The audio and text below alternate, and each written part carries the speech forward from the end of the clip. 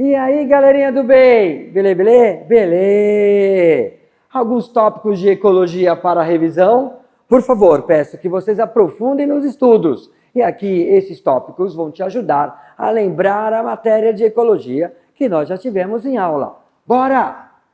Conceitos de ecologia. Vocês lembram o conceito de população e comunidade? Vamos lá! População, comigo! Conjunto de seres da mesma espécie que vivem numa mesma área. Comunidade, conjunto de várias populações. Agora eu vou dar um exemplo para vocês. Seres humanos, população de uma cidade, beleza? Mas numa cidade não tem apenas seres humanos.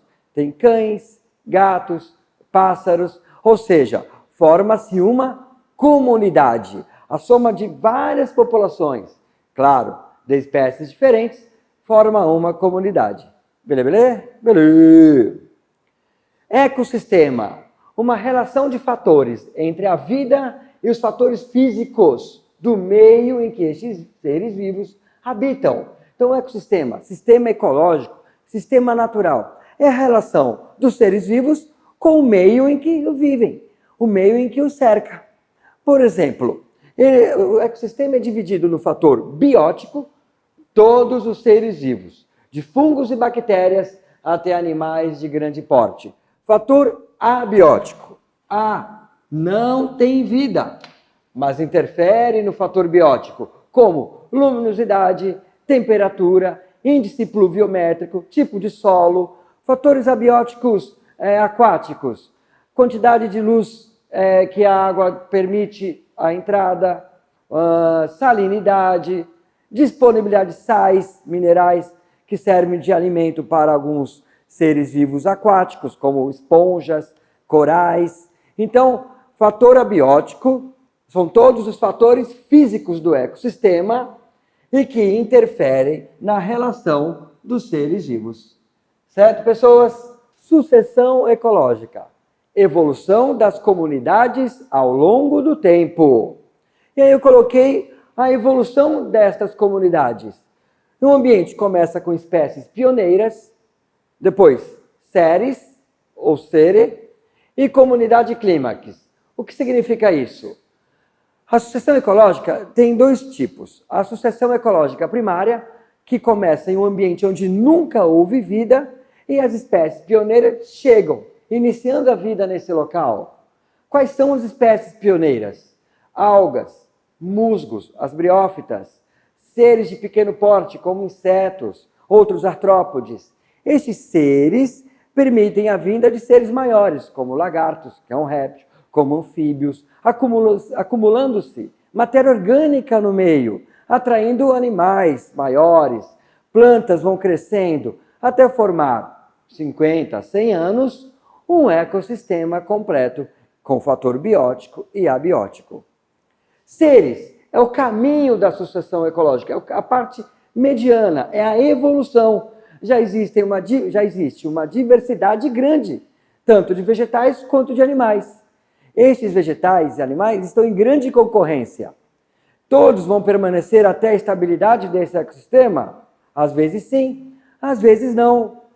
Por quê? Porque até chegar à comunidade clímax, há muita competição entre os seres vivos. E o que seria a comunidade clímax? O auge de um ecossistema. Quem chegou nesse ambiente está estável, equilibrado e venceu a concorrência no meio do caminho. A floresta amazônica é uma comunidade clímax, tanto para vegetais como para animais. Está no auge, é um ecossistema equilibrado, estável. Lógico, não vamos comentar da ação antrópica, da ação do homem. Certo, galerinha do bem? As relações ecológicas são as relações entre os seres vivos, que podem ser benéficas ou prejudiciais. E sempre se lembrem, galerinha do bem, sinal positivo, uma relação boa, benéfica, para pelo menos um dos seres. Sinal negativo, prejudicial. E se encontrar o zero, a relação é neutra, a espécie em questão nem perde nem ganha. Eu coloquei 4 exemplos, você vai consultar seu material de apoio e verá que tem muito mais exemplos de relações ecológicas para estudar. Mas para entender, Predatismo e parasitismo. Positivo e negativo. Significa que uma espécie se beneficia da relação, enquanto outra perde. Claro, o leão indo atrás da zebra, a zebra vai perder, ou pelo menos é provável que perca. E parasitismo? A lombriga no intestino de uma pessoa é um parasitismo. A pulga ou o carrapato no cachorro é parasitismo. O sanguessuga na pele de um animal é parasitismo. Então, os parasitas se beneficiam, sugando nutrientes do hospedeiro. E os hospedeiros tendem a ficar doentes, fracos, emagrecerem ou serem levados até a morte. Vírus é um parasita? É um parasita. Intracelular. Tá bom, pessoal? Beleza. Duas relações que parecem ser iguais. Sinal positivo em ambas. Significa que desses dois exemplos, mutualismo e protocooperação, as duas espécies se beneficiam da relação? Sim! E qual seria a diferença? Mutualismo é uma relação obrigatória. Se as espécies se separarem, ambas morrem.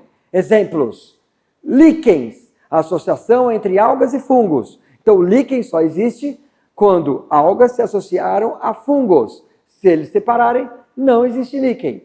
Um outro exemplo de mutualismo: cupins e protozoários. Protozoários vivem no intestino dos cupins, fazendo a quebra enzimática da celulose. Sem estes protozoários, os cupins morrem.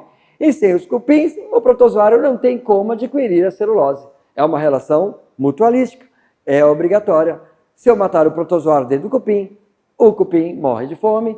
Alguns pesticidas agem dessa maneira.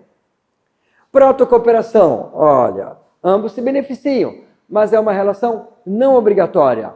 Exemplo de protocooperação: o jacaré e o pássaro palito, que se alimenta de parasitas que vivem na boca dele. Ou seja, o jacaré se beneficia tendo seus dentes limpos e o pássaro acaba se alimentando.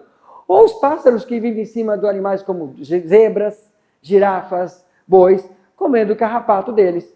Isso é um exemplo de protocooperação. Certo, galerinha do bem? Conto com vocês que vocês continuem estudando. No nosso canal, enviem dúvidas que vamos esclarecer quando possível. Beleza?